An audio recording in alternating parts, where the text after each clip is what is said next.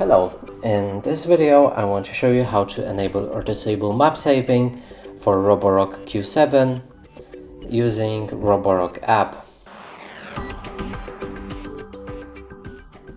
So in order to do this, first you'll need to get app and connect this device. If you don't know how to do this, be sure to check our other video as we explain how to connect it right there. Now let's click on these three little dots on the top right of the screen, go for manage maps, and right here either enable or disable map saving.